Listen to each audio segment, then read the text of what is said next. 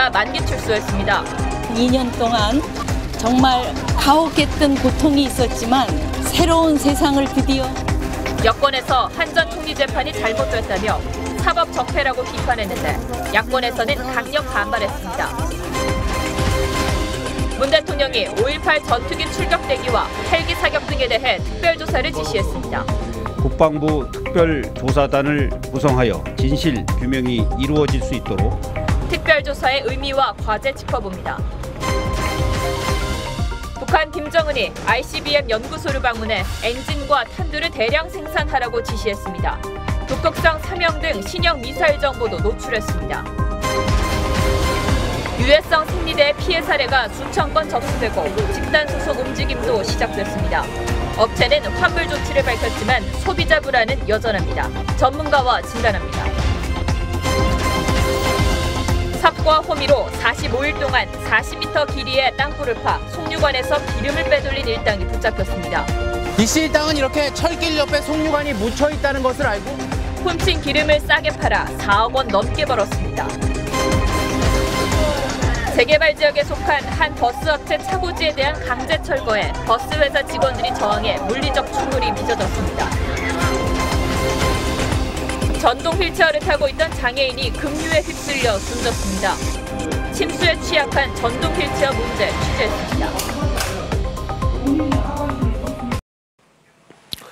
시청자 여러분 안녕하십니까? TV조선 9시 뉴스 전은책입니다.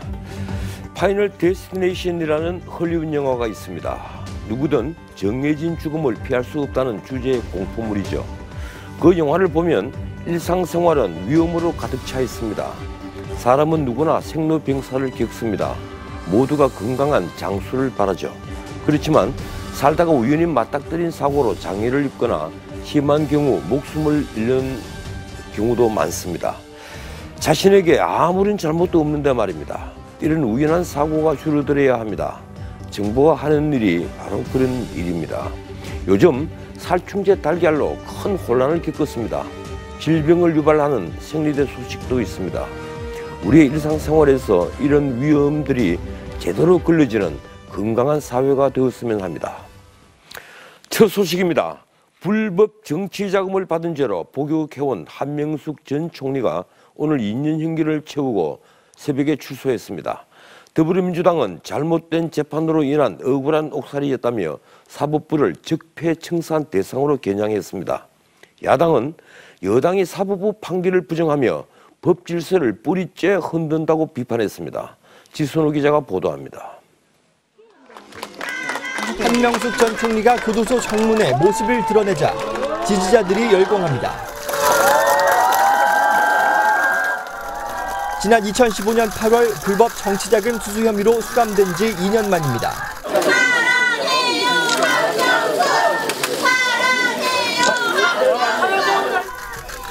우원식 민주당 원내대표, 이해찬, 전해철 의원 등 전현직 의원 20여 명이 한 전 총리를 맞았습니다.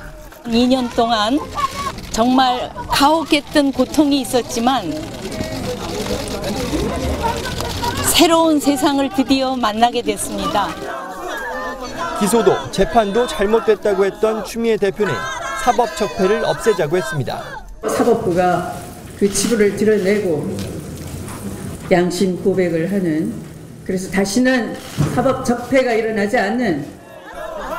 김현 대변인도 논평을 통해 잘못된 재판으로 인한 억울한 옥살이였다며 정권의 부안해동한 관련자들은 청산돼야 할 적폐 세력이라고 했습니다. 야당은 사법부까지 적폐 청산 대상으로 보는 것은 법치주의를 흔드는 거라고 반발했습니다. 집권 여당이 헌법과 법률을 부정하고 유린하는 행태를 결코 좌시하지 않을 것임을 밝힙니다. 과거 정부의 사법부 판결까지 부정하는 것은 자기들만 선이고 옳다는 이분법적 사고의 전형이자. TV조선 지선호입니다. 민주당은 한명숙 전 총리가 억울한 옥살이를 했다고 합니다. 이 대부분이 13명 대법관 전원 합의로 유죄 판결을 한 사건을 두고 말입니다. 한 전 총리가 받은 수표 중 1억짜리 한 장을 한 전 총리 여동생이 썼고 2억 원은 나중에 돌려준 증거가 나왔기 때문에 대부분이 그렇게 판결한 겁니다. 돈을 건넸던 건설업자는 1심에서 진술을 뒤집어 무죄 판결이 나게 했다가 위증죄로 처벌받았습니다. 최승현 기자가 보도합니다. 한명숙 전 총리는 2007년 세 차례에 걸쳐 한만호 전 한신건영 대표로부터 3억여 원씩 9억여 원을 받은 혐의로 재판을 받았습니다. 한 전 대표가 검찰에서 돈을 줬다고 했다가 1심에서 주지 않았다고 진술을 바꾸면서 무죄 판결이 났습니다. 하지만 2심 재판부와 대법원은 한 전 대표의 뒤바뀐 진술이 허위라고 판단 내렸습니다. 당시 대법관 13명 전원이 유죄 의견을 냈습니다. 다만 대법관 8명은 한 전 총리가 받은 자금 전체가 유죄, 5명은 1차로 받은 3억 원만 유죄라고 판단했습니다. 1차 자금 3억 원 중 1억 원짜리 수표가 한 전 총리 여동생 전세금으로 사용된 증거도 나왔습니다. 법원은 한 전 대표에 대해서도 위증 혐의로 징역 2년을 선고했습니다. 그러나 당시 한 전 총리와 새정치연합은 정치 권력이 개입된 불공정한 판결이라고 주장했습니다. 사법부만큼은 정의와 인권을 지켜주는 마지막 보루가 되어주기를 기대했지만 오늘 그 기대가 무너졌습니다. 대법원 판결을 부인할 논거를 구체적으로 제시하라는 지적이 나옵니다. 우리 대한민국이 이래서 되겠습니까? 전직 총리까지 지낸 사람이 죄 없는데 대법원에서 확정 판결까지 받은 일을 그냥 넘어갈 수가 없습니다. TV조선 최승현입니다. 해산된 통합진보당 인사들도 사법부 흔들기에 나섰습니다. 헌법재판소 결정에 따라 의원직을 박탈당했던 전 통합진보당 의원들인데요. 오늘 기자회견을 가지고 헌재의 결정은 억울한 정치 탄압이었다고 주장했습니다. 김정우 기자입니다. 통합진보당 소속이었던 오병윤, 김선동, 김미희 전 의원이 국회에서 기자회견을 가졌습니다. 정치 탄압으로 억울하게 의원직을 잃었다고 주장했습니다. 박근혜 정권의 정치 탄압으로 억울하게 국회의원직을 박탈당했지만 헌법재판소의 정당 해산 결정과 함께 의원직을 박탈당한 이들은 정부를 상대로 국회의원 지위 확인 소송을 냈습니다. 1심은 각하됐고 2심에선 패소했습니다. 명백한 정치 재판임을 국민들도 알고 저희들도 알고 있었습니다. 김기춘 전 비서실장이 헌법재판관과 내통했다는 주장까지 했습니다. 통진당 출신인 무소속 윤정호 의원은 대법원 재판을 두 눈 부릅뜨고 볼 거라고 했습니다. 대법 재판에서 대한민국의 법치주의가 좀 살아있음을 우리 국민들이 두 눈 부릅뜨고 지켜보고 있다는 것을 좀 명심하고 옛 통진당 인사들을 중심으로 이석기 전 의원의 석방과 사면 주장도 나옵니다. 지난 9일 한 단체는 이석기 전 의원이 포함된 양심수 청원 엽서를 청와대에 보냈습니다. 민주당 소속 일부 의원과 지자체장이 서명을 했는데 해당 인사들은 이석기 전 의원이 포함될 줄 몰랐다고 했습니다. TV조선 김종호입니다. 5.18 광주민주화운동 때 공군의 전투기, 헬기 작전과 관련한 의혹들에 대해 문재인 대통령이 진상조사를 지시했습니다. 국방부는 곧바로 특별조사단을 꾸리고 조사에 나섰습니다. 김미승 기자가 보도합니다. 문재인 대통령은 5.18 광주 민주화운동 당시 공군 전투기에 폭탄을 장착한 채 출격을 대기했다는 의혹에 대해 특별조사를 지시했습니다. 당시 계엄군이 헬기를 띄워 전일 빌딩에 있던 시민군을 향해 무차별 사격을 했다는 의혹도 수사 대상에 포함됩니다. 출격 대기 명령이 내려졌다는 일부 언론의 보도, 또 당시 전일 빌딩을 향한 헬리콥터 기총 사격 사건 등 2건과 관련한 특별 조사를 문 대통령은 대선 전인 지난 3월 전일 빌딩을 직접 찾아 탄흔을 둘러봤습니다. 국방부는 즉각 조사에 착수했습니다. 특별조사를 실시할 것이며 5.18 민주화운동 관련 단체 등에서 특별조사단의 참여 요청 시 이를 적극 수용할 것입니다. 송영무 국방부 장관은 어제 국회에서 전투기 출격 대기가 광주 때문은 아닌 걸로 안다고 했습니다. 꼭 공대지 폭탄을 탑재하는 것이 광주 사태를 꼭 하라는 그런 것은 아니라고 봅니다. 5.18 광주 민주화운동은 지금까지 국회, 검찰, 국방부를 통해 이미 3차례 조사가 이루어졌습니다. 1988년 국회에서 5.18 진상조사 특위가 구성돼 청문회가 실시됐고 김영삼 정부에선 5.18 특별법에 근거한 검찰 수사가 이뤄졌고 노무현 정부 때인 2007년에는 국방부 과거사위원회를 통해 다시 한번 진상조사가 실시됐습니다. 이번에는 4번째 조사가 이뤄지는 셈입니다. TV조선 김미선입니다. 북한 김정은이 미사일 연구소를 시찰했습니다. 북한은 이 소식을 전하면서 대기권 재진입체 개발에 성공했다고 주장했습니다. 신형 미사일 사진도 은근슬쩍 공개했습니다. 안현영 기자입니다. 대륙간 탄도미사일 재진입체와 고체 연료 엔진을 만드는 북한 화학재료 연구소입니다. 김정은이 미사일 첨두부로 보이는 부품을 살펴보고 있습니다. 북한은 탄소 섬유로 재진입체 개발에 성공했다고 주장했습니다. 최첨단 재료인 3기 탄소와 탄소 탄화규소 복합 재료를 연구 개발하고 국산화하는 데 성공함으로써 그동안 정체가 모호했던 북극성 사명의 구조도도 슬쩍 공개했습니다. 수중 전략 탄도탄이라고 적혀 있습니다. 북극성 1형보다 더 진일보한 잠수함 탄도미사일이라는 것을 암시한 겁니다. 김정은 뒤로는 화성 14명 그림도 보입니다. 한미가 사거리 12,000km에 달하는 것으로 판단하고 있는 KN-08입니다. 액체 연료 기반이었던 KN-08을 고체 연료 엔진으로 바꾸고 있는 것으로 추정됩니다. 고체 연료 엔진은 발사 전 연료 주입이 필요 없기 때문에 기습 능력이 뛰어납니다. 고체 로켓 발동기와 로켓 전투부 첨들을 꽝꽝 생산해야 한다고 지시하셨습니다. 북한이 화성 12형과 14형 발사에 이어 기습 능력이 뛰어난 신형 미사일 개발에도 속도를 내고 있습니다. TV조선 안형영입니다.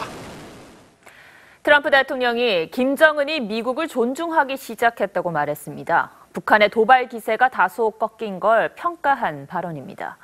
그러면서도 북한과 거래한 기업들에 대한 강도 높은 제재에 나서면서 대북 압박의 고삐는 늦추지 않았습니다. 윤혜웅 기자입니다. 미 트럼프 대통령은 현지 시각 20일 애리조나주 피닉스의 지지자 집회에서 북한을 향해 대화의 신호를 다시 보냈습니다. Kim Jong-un, I respect the fact that I believe he is starting to respect us. Maybe something positive can come about. 이런 판단의 배경을 따로 밝히지는 않았지만 북한이 도발에 나서지 않고 잠잠한 걸 평가했다는 분석입니다. 앞서 렉스 틸러슨 미 국무장관도 대화의 가능성을 찾고 있다고 말했습니다. I'm pleased to see that the regime in Pyongyang has certainly demonstrated some level of restraint that we've not seen in the past. 하지만 미국 정부는 대북 압박 수위를 늦추지는 않았습니다. 미 재무부가 북한과 거래한 제3국 기업과 개인에 대해 추가 제재에 나선 겁니다. 북한의 무기 개발 자원을 지원하고 거래가 금지된 석탄과 석유를 사고 판 혐의인데 중국과 러시아, 싱가포르, 나미비아의 기업 10곳과 개인 6명이 걸려들었습니다. 미국의 독자 대북 제재는 올해 들어 4번째입니다. North Korea has a choice. Take a new path towards peace, prosperity, and international acceptance, or continue further down a path of belligerence, poverty, and isolation. 일부에서는 북한이 대화 주도권 장악을 위해 깜짝 도발에 나설 수 있다는 전망도 나옵니다. TV조선 윤혜웅입니다. 문재인 대통령이 전시지휘소를 찾아 전시작전 통제권 환수에 대비해 우리 군이 작전 주도 능력을 갖춰야 한다고 했습니다. 외교통일부 업무보고에서는 엄동설안에도 봄은 온다며 대화 의지를 재차 밝혔습니다. 신정훈 기자입니다. 문재인 대통령이 오늘 을지 프리덤 가디언 훈련의 일환으로 전시지휘소를 찾았습니다. 군은 을지 프리덤 가디언 훈련을 통해 언젠가 전시 작전권 환수 시 한미연합 방위체제를 주도하는 능력을 갖추게 될 것이며 전작권 환수 의지와 자주국방 능력을 강조한 겁니다. 외교통일부 업무보고에선 북한과의 대화 기반 조성을 주문했습니다. 엄동설안에도 봄은 반드시 오는 것이므로 봄이 왔을 때 씨를 잘 뿌릴 수 있도록 착실히 준비해 주기 바랍니다. 북한 핵 미사일 도발에 따른 한반도 긴장 상황을 엄동설안에 비유하며 대화 의지를 재차 강조한 겁니다. 비핵화와 남북관계 개선은 선후 또는 양자택일의 문제가 아니라고 했습니다. 베를린 선언에서 밝힌 남북 간 신경제 구상에 역점을 둘 것을 지시했습니다. 외교부와 통일부 업무보고는 남북 평화체제 구축과 대화 재개 등에 맞춰졌습니다. 통일부는 민간단체와 민간 전문가 등이 참여하는 통일 국민협약 체결 방안을 보고했습니다. 개성공단 입주업체 피해 보전 방안과 이산가족 상봉 추진 문제도 논의됐습니다. TV조선 신정훈입니다. 지난해 8월 민주당 의원들이 사드 반대 집회에 참석해 개사한 노래를 부르는 장면이 뒤늦게 공개됐습니다. 이 전자파 때문에 몸이 튀겨질 것 같다는 내용의 노래입니다. 최수영 기자입니다. 지난해 8월 열린 사드 반대 성주 군민 촛불 집회입니다.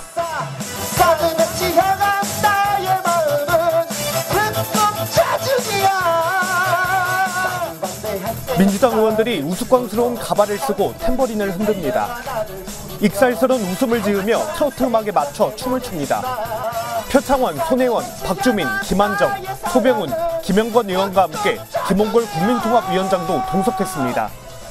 트로트를 개사한 이 노래는 사드 레이더에서 나온 전자파가 주민들 몸을 튀길 것이라고 했습니다. 강력한 전자파 밑에서 내 몸이 튀겨질 것 같다. 하지만 지난 12일 정부 조사에서 레이더 전자파는 인체에 무해한 수준으로 드러났습니다. 바른정당 하태경 의원은 당시 신나게 춤추고 노래 부르는 민주당 의원들이 지금은 침묵하고 있다고 꼬집었습니다. 광우병 시위 때도 그랬고 그런 꾼들이 괴담을 전문적으로 유포를 하고 이걸 정치권에서 받아서 확대 재생산하는 이런 구조예요. 사드 괴담을 만든 민주당 의원들의 명단을 정리해 공개하겠다고도 했습니다. TV조선 최수용입니다. 살충제 달걀 관련 후속 보도입니다. DDT 성분이 친환경 농장 두 곳의 달걀에서 나왔다는 소식 전해드리는데요.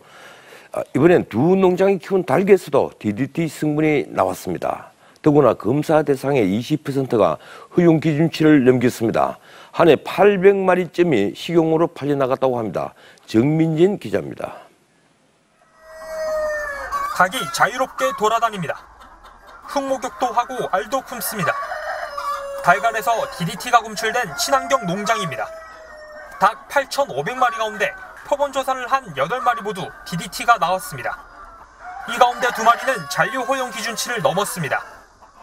이 농장에서 키우던 닭들은 중간 상인을 거쳐 식당과 전통시장에 팔려나갔습니다. 경상북도는 최근 2년 동안 1,600마리가 유통된 사실을 확인했습니다. 일반적으로 그냥 뒷거리에 의해서 이래 되면 파악 자체가 힘들죠. 사람끼리 생기고. 농장주는 과수원 땅에 남은 DDT 성분을 닭이 먹은 것이라며 농장을 폐쇄하겠다고 밝혔습니다. 농장을 폐쇄하고 나중에 환경교육장으로 쓸 계획을 갖고 검토 중입니다. 경북 경산의 또 다른 친환경 농장에서도 표본 조사를 한 닭 4마리 모두에서 DDT가 검출됐습니다. 경산의 한 농가는 자체적으로 닭과 계란을 오늘 중으로 다 폐기 처분할 계획으로 있고 영천의 한 농가는 폐기를 검토 중에 있습니다.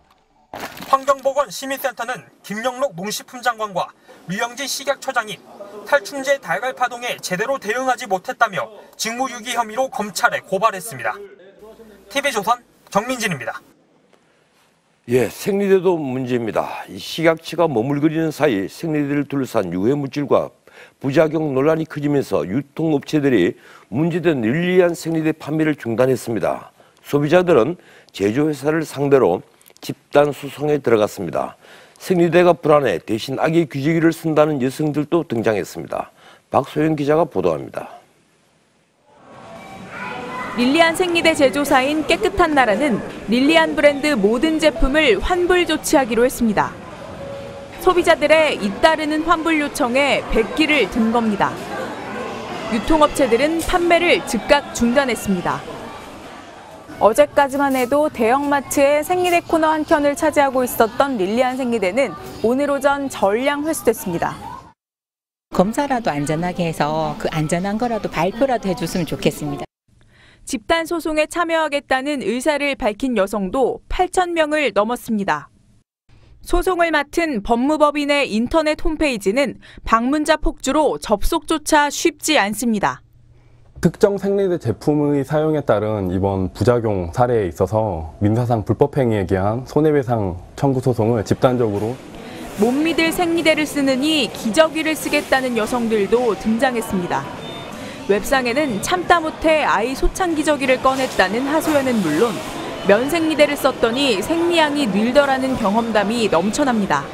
천생리대를 원래 알아보다가 아무래도 아기가 쓰는 기저귀가 좀 더 안전할 것 같아서 한번 직접 살펴보러 나왔어요. TV조선 박소영입니다.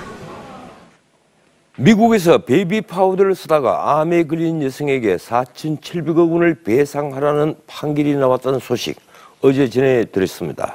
이 베이비 파우더는 정식 수입 시판되는 제품이 아닌데도 국내에서 손쉽게 구할 수 있었습니다. 보건당국의 관리 감독이 미치지 않아 걱정스럽습니다. 박경준 기자가 현장을 취재했습니다. 서울의 한 수입품 판매상. 베이비 파우더를 찾자 다양한 제품을 보여줍니다. 이건 라벤더는 이건 미국에서밖에 안 나와요. 정식 유통 경로로는 구하기 힘든 제품이라며 현금 결제를 요구합니다.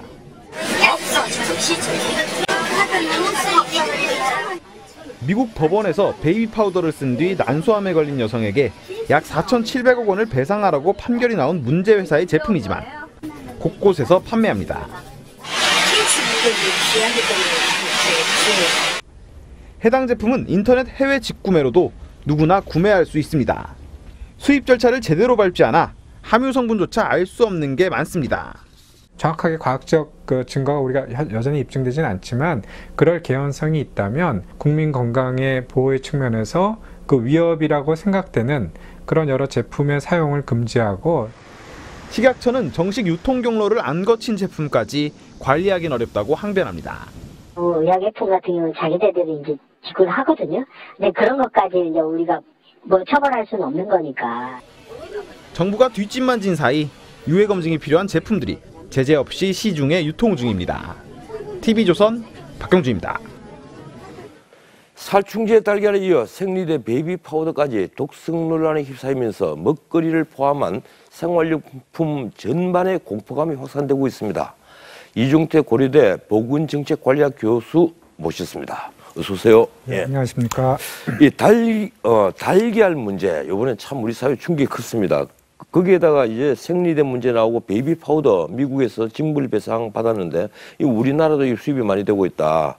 예, 정규 수입이 아니고 뭐 어떻든 직구 이런 것으로 들어오는 것 같습니다. 이 생활용품에 우리가 몰랐던 위해 요소 이게 얼마나 들어가 있는 겁니까? 글쎄요, 뭐 지금 저희들이 쓰고 있는 여러 가지 생활용품 중에 이제 뭐 보존제 또는 뭐 방부제 이런 형태의 이름으로 이제 들어가 있는 여러 가지 화학물질들이 있고요. 그런 화학물질들의 위해 여부는 이제 위해가 이제 뭐 안전하다 이렇게 이런 그러니까 위해 수준 위해할 가능성을 배제할 수 없는 그런 수준이고요. 문제는 위해한 물질이 있다 없다가 아니라 얼마큼 있느냐가 이제 문제가 되겠죠. 그래서 그런 점에서 정부나 또는 뭐 이제 시민들의 경우에는 위해한 물질이 없는 것이 아니라 얼마나 낮은 농도로 있어서 그것이 내 몸에 이제 안전한 수준 또는 영향을 그리 주지 않은 뭐 그런 이제 그 제품을 선택하고 선별하는 그런 이제 뭐 그 능력이 필요하겠죠. 예, 보존제, 방부제 이런 것도 다 위험한 물질이군요. 예, 살충제 달걀이 작년부터 문제가 이미 됐더라고요. 꾸준히 얘기가 되어 왔고 그리고 지금 생리대 문제만 하더라도 뭐 특정 상태를 얘기해서 뭐 합니다만 이 릴리안 생리대 이미 올 봄에 시민단체 토론회에서 거론이 됐다고 합니다. 그런데 이 막을 수 있었던 사건을 왜 못 막는 겁니까?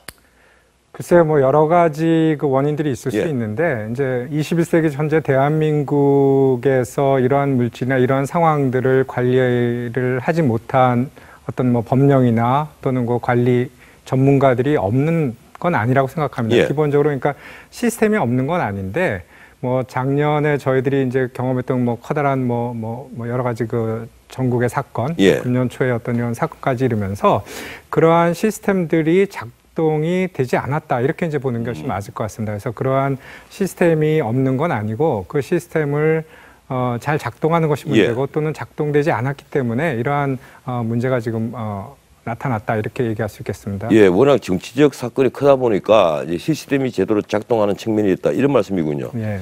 지금 이번 릴리안 생리대 지금 유통업체들은 이걸 다 수거를 하고 판매를 중단을 했습니다. 그런데 막상 식약처는 이 유해성 아직까지 확인된 바 없다. 뭐 이렇게 얘기하면서 앞으로 정기금 산하하겠다. 이 국민 눈높이에 아직도 식약처가 못 맞추는 것 아니냐 이런 지적이 있습니다. 어떻게 보십니까? 예, 물론 그런 측면이 이제 있습니다. 개인적으로 저도 소비자인 저로서는 좀 아쉬운 측면이 있는데요. 하지만 이제 식약처의 입장을 이제 본다면 기본적으로 과학적으로 입증되지 않은 상태에서 오히려 이제 뭐 수거라든지 뭐 제품 해sul 같은 걸 통해서 국민들의 불안 오히려 이제 크게 하는 그런 이제 우려가 있을 가능성이 있어서 아마 그런 부분을 아마 확인하기 위해서 시간을 좀 버는 것 같은데요. 근데 아쉬운 점은 정부가 왜 있는지, 정부가 기본적으로 있는 거는 우리 국민의 삶의 질을 위해서 또 특히 이제 건강을 위해서 최전선에 있는 거라면 이런 상황에서 그 과학적으로 입증되어야지 어떤 정책을 수립한다라는 어떤 그런 기준보다는 지역사회에서의 주민들의 어떤 요구 또는 불안 또는 실제로 위협 이런 위해의 어떤 상황들이 확인되는 상황이라면 그런 위해를 줄이기 위한 어떤 조치를 당장 시급하게 취해야 되는 거죠. 그런 점에서 이런 문제에 있어서는 좀 더 이렇게 적극적으로 대응할 필요가 있는데요. 그런 부분에서 좀 아쉬움이 있습니다. 그런 면에서 우리 식약처의 태도 아쉽다. 오늘 말씀 여기까지 듣겠습니다. 고맙습니다. 네, 감사합니다. 대형마트들이 오늘 일제 달걀 값을 내렸습니다. 이 소비자들이 등을 돌려서 도매 가격이 폭락하자 따라 내린 건데요. 조류독감 AI에 이어 살충제 파동까지 겹쳐서 달걀 값이 치솟을 거라는 예상과는 거꾸로 갈 조짐입니다. 김자민 기자가 보도합니다. 살충제 파동 열흘째, 소비자들의 불씨는 여전합니다. 그러니까 이제는 믿음이 안 가요. 그거 안 먹을래요. 뭘 골라야 할지 그래서 당분간은 먹지 않는 게 제일 좋다. 그 사이 대형마트의 달걀 판매율은 43% 급감했습니다. 오전에 영업 시작과 함께 채워놓은 달걀입니다. 소비자 발길이 끊기면서 오후에도 물건이 그대로 쌓여 있습니다. 급기야 대형마트 3사는 일제히 가격 인하에 나섰습니다. 이마트는 달걀 39 소비자가를 100원 내리려다 500원으로 확대 6,480원에 판매합니다. 롯데마트와 홈플러스 역시 6,000원대로 가격을 낮췄습니다. 산지 가격 폭락에 따른 조치입니다. 최대 25%까지 떨어진 농가도 있습니다. AI와 살충제 파동으로 달걀 생산이 줄어들면 소비자가가 폭등할 것이라 예상했지만 소비자 외면으로 오히려 달걀 가격이 떨어지고 있는 겁니다. 추후 산지 가격이 더 내리면 별도로 더 가격 인하를 검토할 예정입니다. 달걀 파동에 채소가 폭등까지 연이은 악재로 서민들의 밥상 물가가 요동치고 있습니다. TV조선 김자민입니다. 재개발 부지에 포함된 한 버스업체 차고지 이전 문제를 두고 서울시 측과 버스 회사가 충돌했습니다. 굴착기로 강제 철거에 나서자 버스 기사들은 소화기를 뿌리면서 맞섰습니다. 부상자도 속출했습니다. 홍현주 기자입니다. 버스 위에 빨간 띠를 두른 기사들이 올라가 있습니다. 충분한 시간과 날짜를 드렸는데도 합의가 안 돼서 용역업체 630여 명이 굴삭기를 동원해 차고지 강제 철거를 시도하고 노조 200여 명은 소화기를 분사하며 온몸으로 막아섭니다.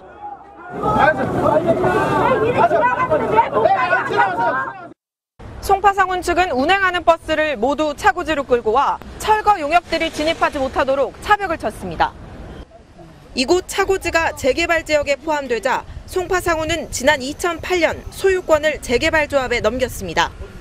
하지만 보상금 207억 원으로는 차고지 대체 부지를 마련할 수 없다며 반발한 겁니다. 구청이고 재개발조합이고 서울시에서 아무 대책이 없이 그냥 협의도 없이 지금 여기까지 온 거죠. 몸싸움 과정에서 탈진자와 부상자 등 10명이 병원으로 이송됐습니다.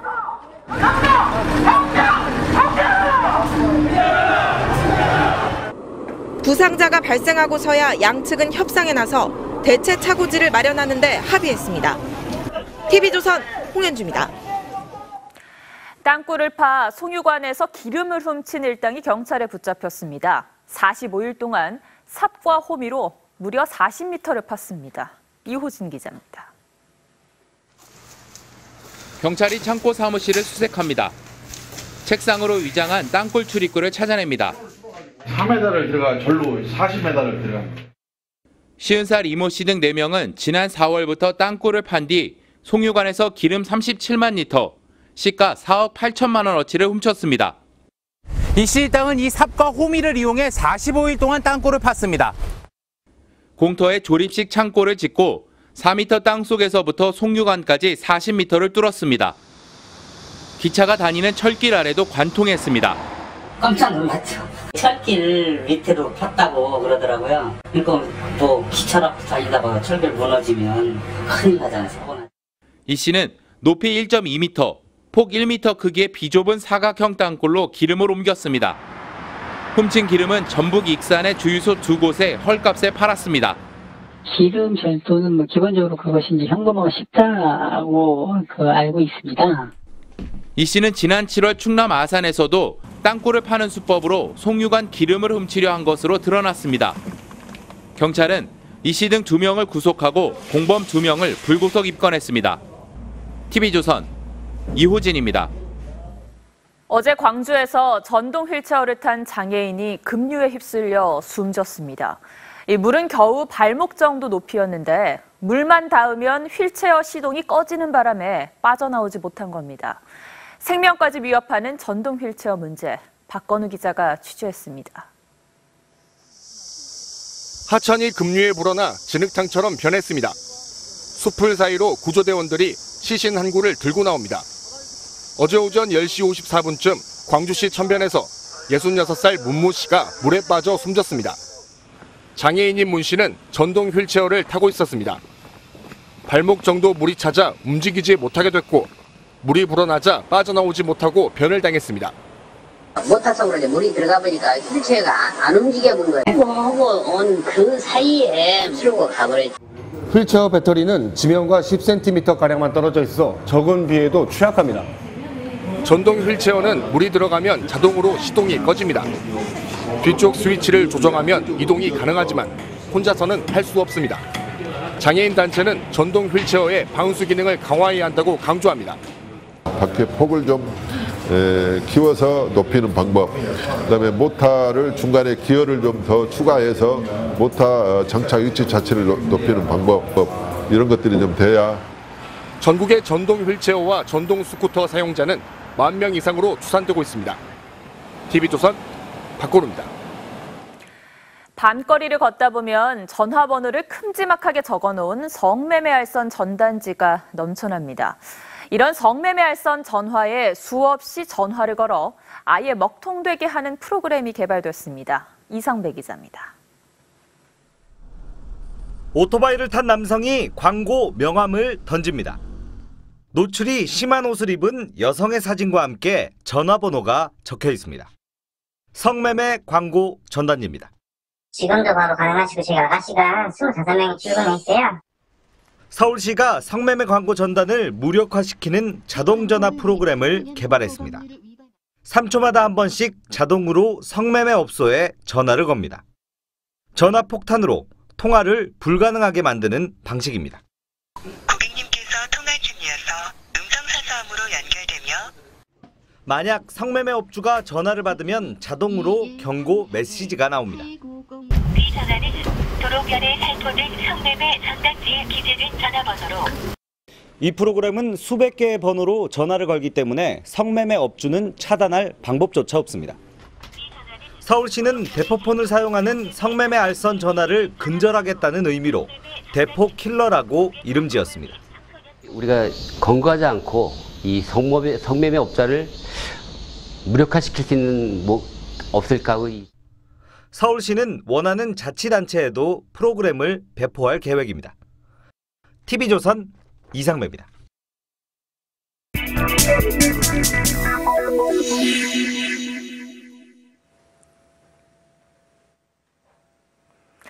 네, 대형 병원에 가면 한참을 기다리고 진료는 정작 2, 3분 만에 끝나버리죠.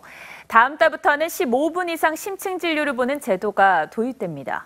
환자가 부담하는 비용도 크게 들지 않아서 꽤 많은 환자들이 찾을 것 같은데 이 심층 진료는 받기가 그리 쉽지는 않을 것 같습니다. 포커스에서 들여다봤습니다. 13개월 아이가 병원에 찾아왔습니다. 발달이 느려 걱정입니다.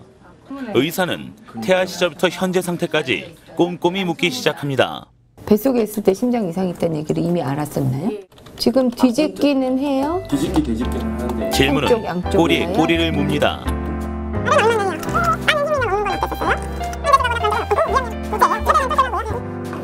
머리 둘레도 재고 입안도 살피고 평소 사진 손금까지 봅니다.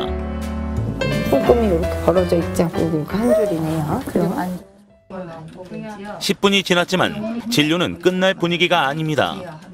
보호자도 평소 궁금했던 걸 편하게 묻습니다. 다른 거 궁금한 거요. 진료가 끝나는데 걸린 시간은 24분. 머리부터 발끝까지 환자 상태, 놓치기 쉬운 작은 특징 하나하나까지 의사는 쉬운 2개의 질문을 쏟아냈습니다. 기존 다른 병원에서도 뭐 일부는 물어는 봤지만 확답 못 들은 부분들이 있었는데 그래도 여기 와서는 좀 편하게 교수님들이 좀 대해주셔서 15분 진료라고도 불리는 심층 진료 제도가 다음 달부터 도입됩니다. 진료 시간이 길어진 만큼 진료비도 4.2배로 오릅니다. 다만 건강보험이 적용돼 환자 본인 부담은 3, 4천 원 오르는데 그칩니다. 이왕이면 누구나 심층 진료를 받고 싶어 하겠죠. 의사 한 명당 진료 환자 수가 줄면서 환자들의 예약 대기는 훨씬 더 길어질 가능성이 큽니다. 심층 진료 도입 병원도 소수에 그칠 전망입니다. 빨리빨리 한 명이라도 더 많이 진료하는 게 병원에겐 이득이죠. 3분 진료 방식으론 다 파악하지 못하는 부분을 각종 검사로 대신하면서 추가 수입도 큽니다. 9월달에 이제 설명회 같은 걸 한번 갖고 희망하는 병원이 있으면 그때 이제 저희가 이제 기본적으로 3-4개 정도를 먼저 시작하려고 하니까 결국 한정된 심층 진료를 꼭 필요한 환자가 받을 수 있도록 하는 일이 숙제입니다. 전문의 진료가 끝난 후에 이 환자는 정말 중증 진료가 필요하겠다. 이렇게 해서 저희가 심층 진료를 보게 되는 게 훨씬 더 자원의 효용성, 그다음에 의료 자원의 적합성 이런 면에서. 심층 진료가 첫 발을 내딛지만 대중화까지는 상당한 시간이 필요해 보입니다. 뉴스9 포커스였습니다.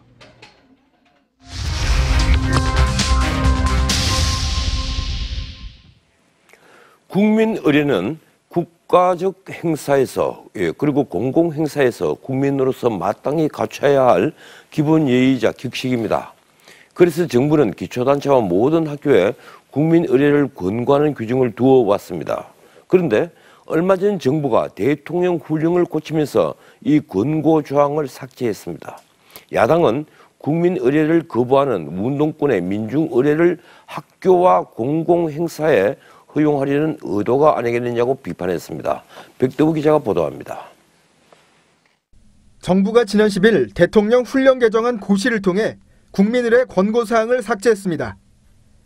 기초단체와 각급 학교에서 국기에 대한 경례, 애국가 제창과 묵념 등의 국민의례를 하도록 더 이상 권고하지 않아도 되는 겁니다. 순국선열과 호국 영령에 대해서만 묵념할 수 있도록 한 조항도 바꿔 민주화 영령 등 묵념 대상을 추가할 수 있도록 했습니다. 야당에선 일선에서 국민의례 대신 운동권식의 민중의례를 하도록 하려는 의도 아니냐고 했습니다.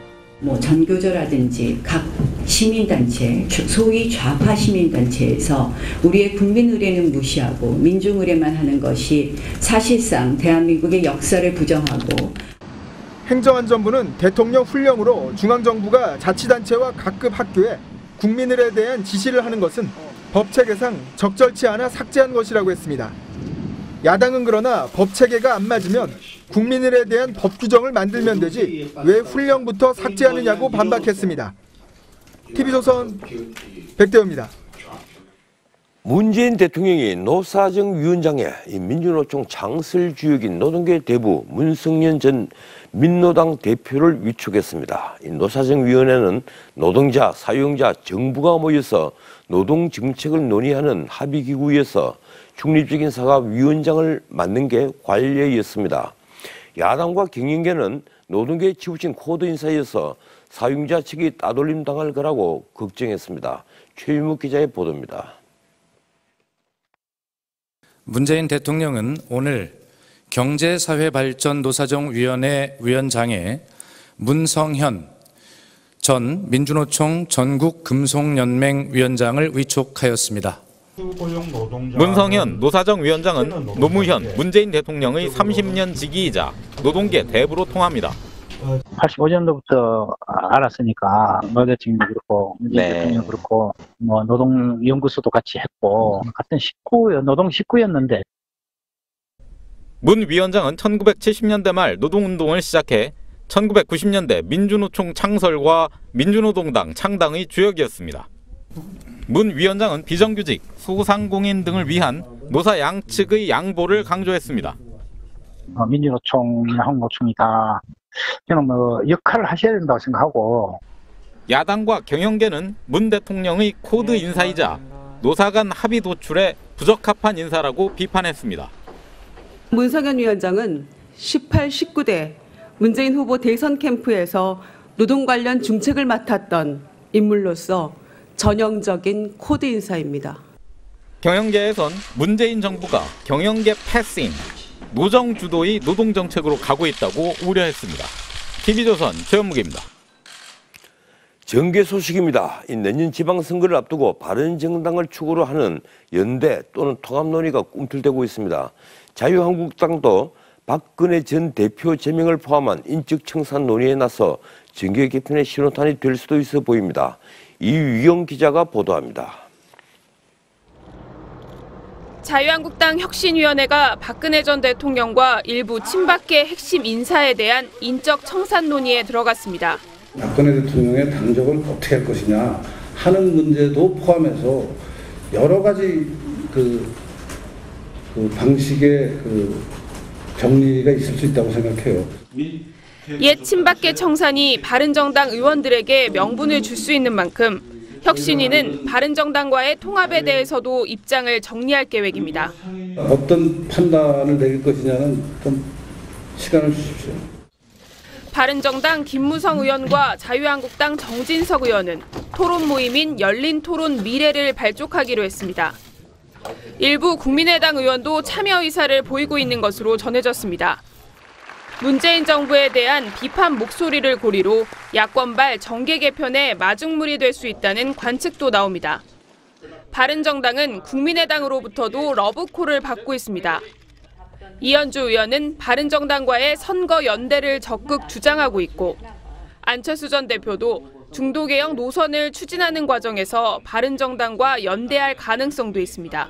중도개혁 노선으로 갈 것인가, 이제 그것을 당원들께서 판단해 주시면 이번 전당대회를 통해서 방향이 잡힐 겁니다. 바른정당은 오는 30일 토론회를 열고 다른 정당과의 연대 여부나 수위 등에 대해 논의합니다. TV조선 이유경입니다. 이탈리아 남부의 한 섬에서 진도 4.0의 지진이 일어나 40여 명의 사상자가 발생했습니다. 이런 상황에서 기적 같은 소식이 전해졌는데요. 무너진 건물에 갇힌 어린 삼형제가 16시간 만에 구조됐습니다. 송지욱 기자입니다.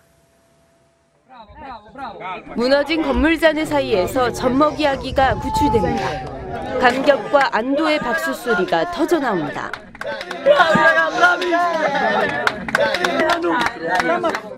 생후 7개월 된 아기가 지진 발생 7시간 만에 극적으로 발견된 겁니다. 이어 비슷한 지점에서 7살짜리 어린이와 11살짜리 어린이가 차례로 구조됐습니다.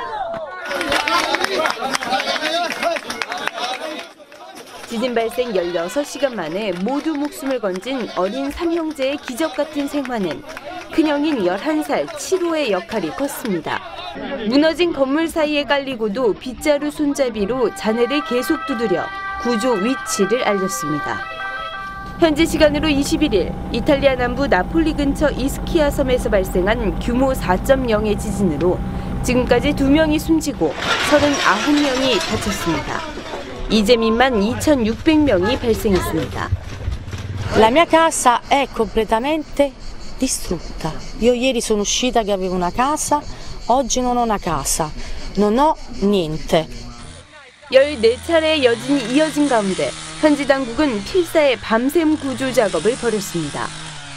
지난해 중부 강진에 이어 또다시 발생한 지진으로 충격에 빠진 이탈리아 국민들에게 어린 삼형제의 기적적인 생還이 큰 위로가 되고 있습니다. TV조선 송지율입니다. 제13호 태풍 하토가 홍콩을 강타해 홍콩 사회가 마비됐습니다. 태풍의 위력이 길 가던 시민이 바람에 날아갈 정도입니다. 고서정 기자입니다. 강한 바람이 몰아치는 도심. 바람에 휩쓸려 사람들 여러 명이 공중으로 날아갔다가 패대기 쳐집니다. 1초에 37m를 날아가는 최대 시속 133km의 위력적인 강풍이 몰아치면서 간판이 뜯기고 트럭이 쓰러질 정도입니다. 기차가 탈선될 수도 있는 풍속입니다. 몰아치는 파도에 지상 벤치까지 물벼락을 받습니다. 제13호 태풍 하토가 홍콩을 강타하면서 홍콩 사회는 지금 사실상 마비 상태입니다. 학교와 증권거래소는 문을 닫았고 홍콩 방면 항공편은 모두 결항됐습니다. 하토는 지난 20일 오전 3시 타이완과 필리핀 사이 해상에서 발생해 서북진 중인데 오는 25일 오전 베트남 하노이 서북서쪽 내륙에서 소멸될 가능성이 높습니다. TV조선 고서정입니다. 오늘 오후 2시에 어디서 무얼 하셨습니까? 그 시각 민방공 대피 훈련이 있었습니다. 최근 북핵 위협이 고조됐지만 민방위 사이렌에도 제갈 길을 가는 시민들이 적지 않았습니다. 구민성 기자가 취재했습니다.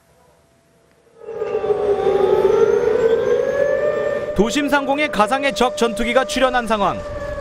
도로의 차량들이 일제히 멈춰섭니다. 시민들은 지하철역 등 대피시설로 이동합니다. 수서역에서는 군과 소방, 경찰 등 31개 단체 700여 명이 참가한 가운데 가상 시나리오로 훈련이 진행됐습니다. 장사정 폭격으로 열차가 탈선한 상황을 가정해 승객들이 신속하게 대피합니다. 역 밖에선 헬기가 동원돼 부상자들을 후송합니다. 올 들어 처음 실시되는 국민참여 훈련이었지만 일부 시민들은 여전히 무감각했습니다. 차량 통제에 따르지 않거나 제갈길을 가는 시민들이 적지 않았습니다. 아직 방법을 잘 몰라서 만약 진짜 그런 상황이 생긴다면 굉장히 미숙하게 대응할 것 같다는 생각을 했어요. 훈련 주간 부서인 행전안전부가 만든 대피소 안내 어플리케이션도 엉망입니다. 앱에서 안내하는 대피소를 가봤더니 철문이 굳게 닫혀 있고 비상구 불도 들어오지 않습니다.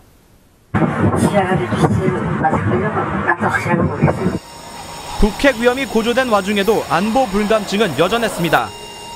TV조선 구민성입니다. 가수가 된 것처럼 노래를 녹음하고 개인 음반까지 만들 수 있는 녹음실에 발길이 이어지고 있다고 합니다. 노래 수업도 해준다는데요. 이루라 기자가 보도합니다. 헤드셋과 전문 마이크가 세팅되어 있는 녹음실.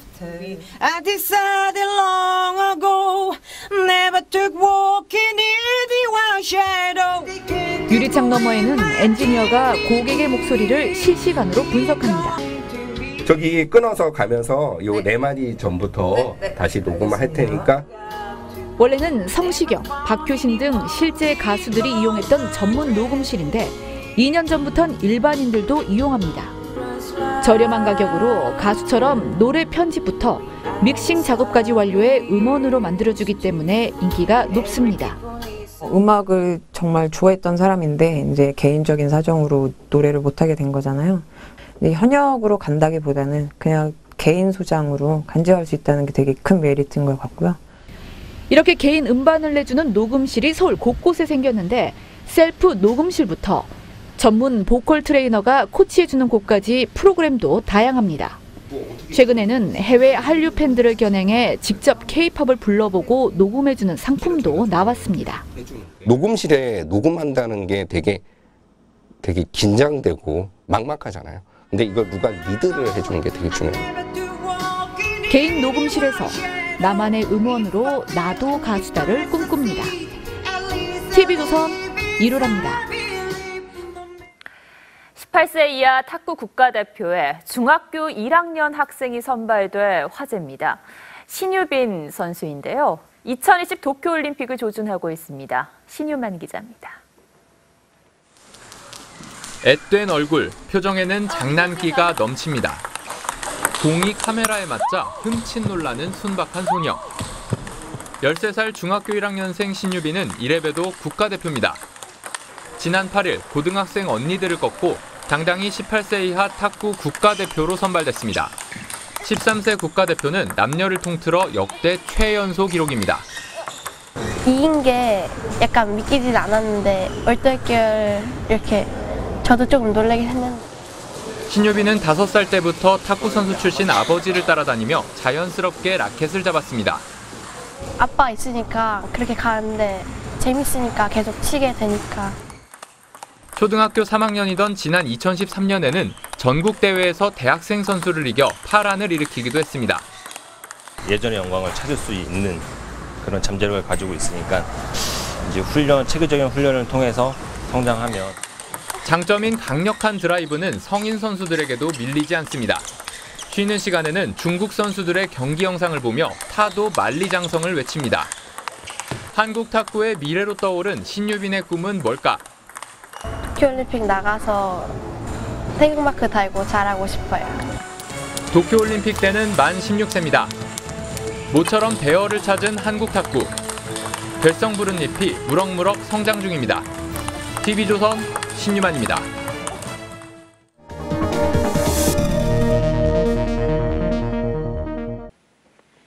오늘 새벽 한명숙 전 총리가 만기 출소하자 여당 지도부에서 사법개혁 목소리가 터져나왔습니다. 한 전 총리에 대한 대법원 전원일치 유죄 판결을 사법 즉패로 몰아붙이는 모습입니다. 추미애 대표부터 노골적으로 사법부를 불신했습니다. 기소도 잘못됐고 재판도 잘못됐다고 했죠. 강기훈 유서대필 사건을 거론하면서 사법부를 인권 침해의 공범으로 몰아붙였습니다.